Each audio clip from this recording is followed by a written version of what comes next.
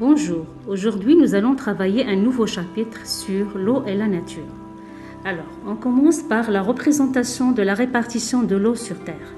Vous voyez que l'eau occupe 71% de la surface de notre planète et 29% de terre. Et dans l'autre répartition, vous voyez 97% de cette eau est salée et donc non potable, c'est-à-dire on ne peut pas la boire. Les 3% restants constituent l'eau douce. Donc l'eau est un bien rare et précieux et il est nécessaire de préserver cette eau et ne pas la gaspiller pour couvrir les besoins humains. Vous avez ici un tableau qui montre la consommation moyenne en eau d'une personne dans ses tâches quotidiennes. C'est-à-dire, ce tableau montre quelques usages domestiques de l'eau. Donc, les usages domestiques, vous savez, de l'eau sont très variés. Outre de la boire, nous utilisons l'eau quotidiennement pour notre hygiène et aussi pour des tâches ménagères de nettoyage, rinçage, cuisson, arrosage. Donc, vous avez un bain. Pour un bain, on peut consommer 200 litres. Pour prendre une douche, 60 litres. Tirer la chasse d'eau, on consomme 30 litres. Lors d'un brossage de dents, on consomme 5 litres. Pour un nettoyage de linge en machine, on consomme 70 litres d'eau. Pour un nettoyage de la vaisselle, 15 litres d'eau est consommée. Pour préparer un repas, ça nécessite à peu près 9 litres. Pour un lavage de voiture, 200 litres. Pour un arrosage de petits jardins, 2000 litres d'eau. La boisson par personne et par jour, c'est 1,5 litre à peu près. Donc, vous voyez, vous remarquez que la plupart de ces eaux la plupart de ces usages exigent une eau qui est de qualité, c'est-à-dire une eau potable. Alors, je vous pose des questions, par exemple, quelle est la quantité totale d'eau consommée si une personne effectue toutes ses activités le même jour? Si on fait le total, les 200 plus 60 plus 30, etc., on arrive à peu près à 2500 litres.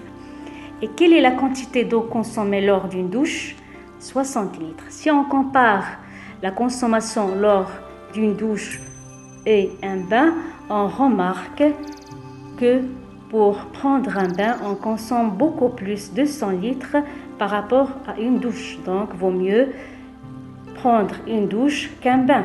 Donc, l'eau que nous utilisons pour toutes ces activités, que ce soit la douche, le bain, l'arrosage, le nettoyage, c'est de l'eau potable.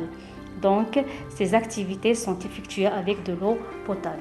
Donc, est-il utile d'avoir de l'eau potable pour les toilettes, par exemple? Ben non, il n'est pas du tout utile d'avoir ou bien d'utiliser l'eau potable pour les toilettes. Donc, on pourrait remplacer l'eau potable des toilettes soit par l'eau de pluie, soit par l'eau non potable. D'accord? Si je vous pose une autre question, y a-t-il d'autres utilisations pour lesquelles l'eau potable n'est pas du tout nécessaire? D'après ce tableau, qu'est-ce que vous remarquez?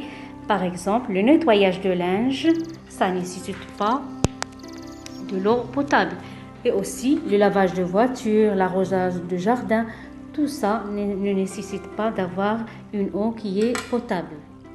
Quelles sont les autres utilisations de l'eau douce? Et toi, des photos ci-contre pour répondre. Alors, vous avez 2 photos. Donc, la première photo montre des champs en irrigation. La deuxième photo montre l'industrie, c'est-à-dire il y a une usine. Donc, en plus de son utilisation domestique, l'eau est essentielle pour l'agriculture, c'est-à-dire pour la culture des plantes qui nécessite une très grande quantité d'eau pour avoir une bonne production. Et sur la deuxième photo, les usines aussi utilisent beaucoup d'eau. Donc, dans le monde, l'agriculture représente 73% de la consommation totale d'eau. L'industrie représente 21%. Et les activités domestiques quotidiennes représentent 6%. Passons à la page 57. Où prélevons-nous l'eau? On va lire le petit document 2 sous forme d'un texte, après on va l'expliquer. Écoutez bien. Prélèvement de l'eau. L'eau que nous utilisons vient de canalisations qui peuvent être alimentées par un cours d'eau, une nappe d'eau souterraine ou encore une source d'eau. Les eaux de surface, cours d'eau, entre parenthèses cours d'eau, lacs, étangs, sont alimentées par la pluie et la fonte des neiges.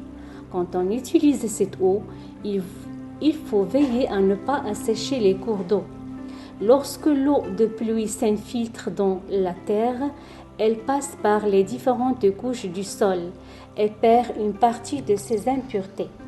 Grâce à cette filtration naturelle, l'eau d'une nappe souterraine est toujours de même qualité. On peut la capter directement dans le sous-sol en creusant des puits. Alors, après avoir écouté bien le document, le texte, on va répondre à quelques questions. Si je vous demande d'où proviennent les eaux de surface? Alors, les eaux de surface, c'est quoi? Les eaux de surface, ils proviennent des pluies et aussi de la fonte des glaces. À quoi il faut faire attention lorsque l'on prend l'eau des cours d'eau?